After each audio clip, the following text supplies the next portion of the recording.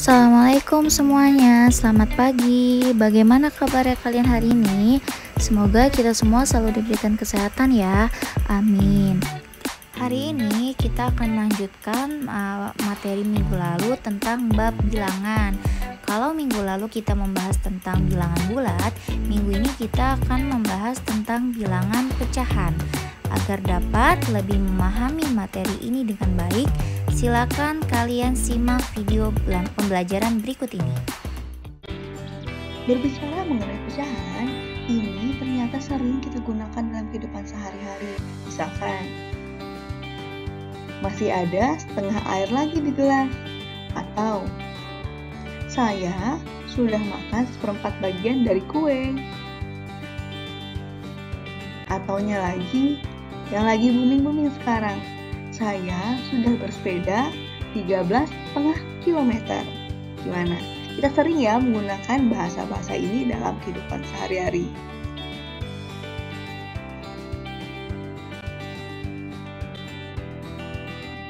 Sekarang kita coba pahami bilangan pecahan lebih dalam.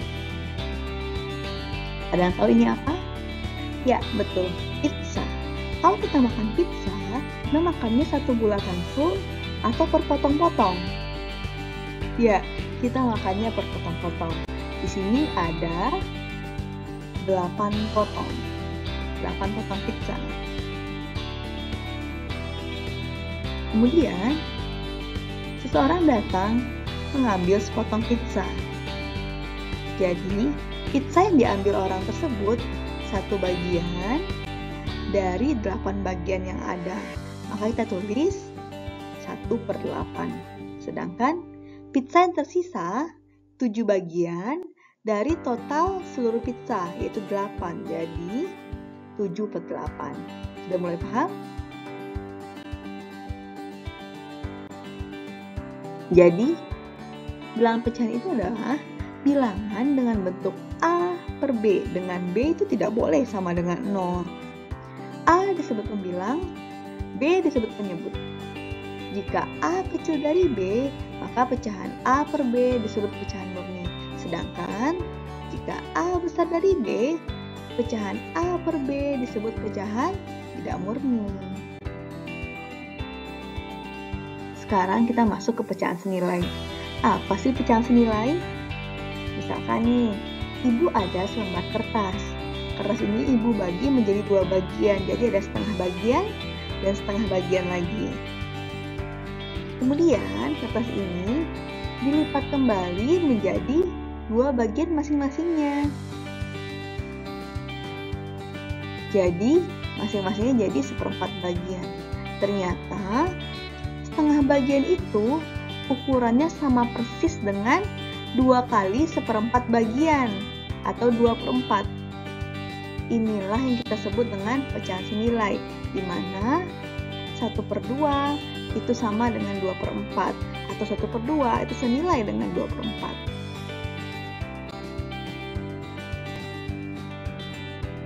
Jadi, 2 pecahan atau lebih disebut senilai jika memiliki bentuk paling sederhana yang sama. Contohnya, 1/2 itu senilai dengan 2/4 dan senilai juga dengan 3/6 dan seterusnya. Kenapa? Karena jika pecahan-pecahan tersebut kita sederhanakan, hasilnya akan sama-sama 1/2. Atau contoh berikutnya, 2/3 senilai dengan 4/6, senilai juga dengan 6/9. Karena jika pecahan tersebut kita sederhanakan, hasilnya akan sama-sama 2/3 semuanya.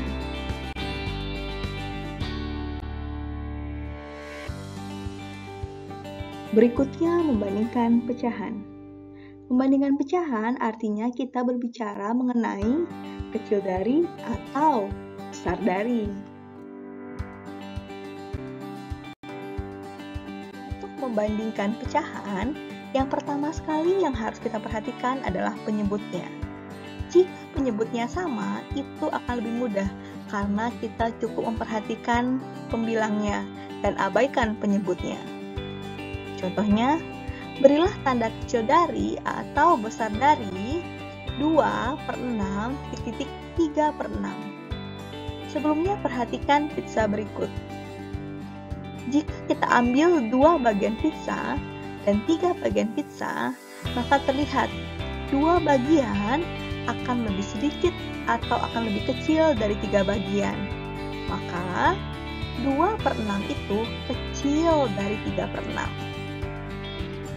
Contoh kedua, 3/7 1/7. Abaikan penyebutnya. 3 itu besar dari 1, jadi 3/7 besar dari 1/7. Gimana? Mudah ya? Bagaimana nih jika penyebutnya tidak sama?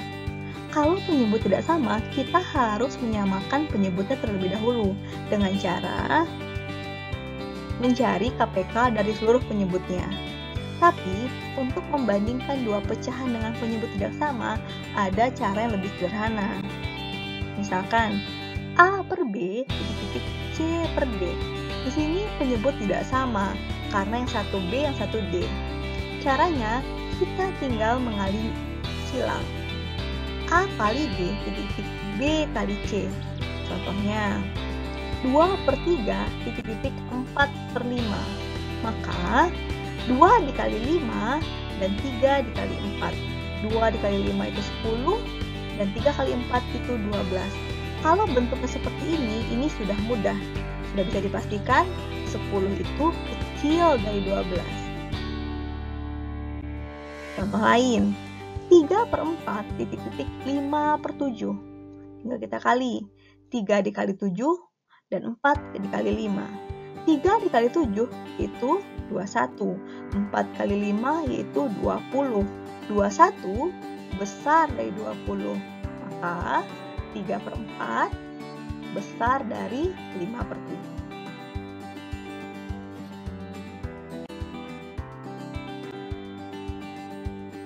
Berikutnya, gimana cara membandingkan jika pecahannya lebih dari 2? Jika pecahannya lebih dari 2, kita tidak bisa membandingkan, tapi kita bisa mengurutkan. Ada urutan naik dan ada urutan turun. Contohnya, susunlah pecahan-pecahan berikut dengan urutan naik. Artinya, kita harus mengurutkan dari pecahan terkecil ke pecahan terbesar. Caranya, kita harus menyamakan seluruh penyebutnya. Menyamakan penyebut berarti kita mencari KPK dari 4, 6, dan 3, yaitu 12. Dapat dari mana? Pahami kembali konsep KPK. Seluruh penyebut harus kita ganti ke 12. Jika penyebut berubah jadi 12, otomatis pembilang juga harus berubah. 3/4. 4 dikali sesuatu menjadi 12. Berarti 4 dikali 3 menjadi 12. Penyebut dikali 3, pembilang juga harus dikali 3. 3 dikali 3 yaitu 9. Kemudian pecahan kedua. 6 dikali sesuatu hasilnya 12. Berarti 6 dikali 2 hasilnya 12. Otomatis 5 juga harus dikali 2 yaitu 10. Terakhir, 3 dikali sesuatu hasilnya 12. Berarti 3 dikali 4 sama dengan 12. Dan 2 dikali 4 hasilnya 8. Jika penyebut sudah sama, ini sudah mudah kita urutkan. Yang pertama 8/12, kemudian 9/12, dan terakhir 10/12. Kalau sudah seperti ini, tinggal kita urutkan 2/3, 3/4, dan 5/6. Paham? Ya, Ibu ulang kembali. 3/4, penyebutnya kita ganti menjadi 12. Otomatis pembilang menjadi 9. Kemudian, 5/6, penyebutnya Ibu ganti menjadi 12. Otomatis pembilang menjadi 10. Dan terakhir, 2/3, penyebut menjadi 12, otomatis pembilang menjadi 8. Kita urutkan. Dari yang terkecil, otomatis dari 8, 9, 10. Kemudian tinggal dipindahkan. 2/3, 3/4, dan 5/6. Ini adalah urutan naik dari pecahan yang diberikan.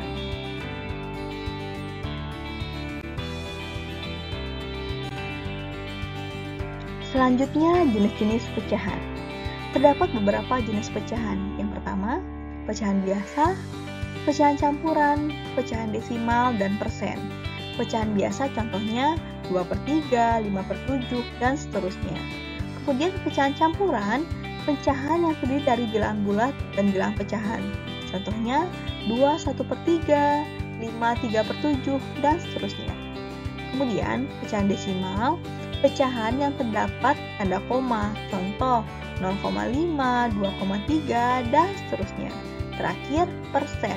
Persen adalah pecahan yang terdapat tanda persen. Contoh 0,5%, 25%.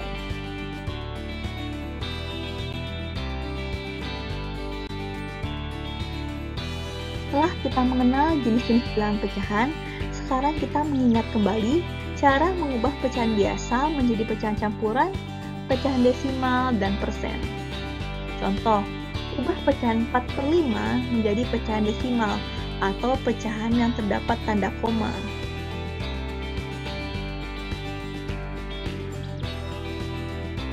Nah, di sini Ibu menggunakan cara mengubah penyebut menjadi puluhan atau ratusan. Karena 5 itu satuan, otomatis kita harus ubah menjadi puluhan. 5 dikali sesuatu menjadi 10, berarti 5 dikali 2 hasilnya 10, otomatis pembilang juga harus dikali 2. 4 dikali 2 hasilnya 8. 8/10 itu sama dengan 0,8. Jadi, pecahan desimal dari 4/5 adalah 0,8. Berikutnya, ubahlah pecahan 20/7 menjadi pecahan campuran atau pecahan yang terdiri dari bilangan bulat dan bilangan pecahan. 20/7. 20 dibagi 7 itu bisa 2. Kemudian penyebut tetap kita tulis 7. 2 dikali 7 sama dengan 14. Berarti sisanya 20 kurang 14 sama dengan 6. Ini hanya pengulangan materi SD.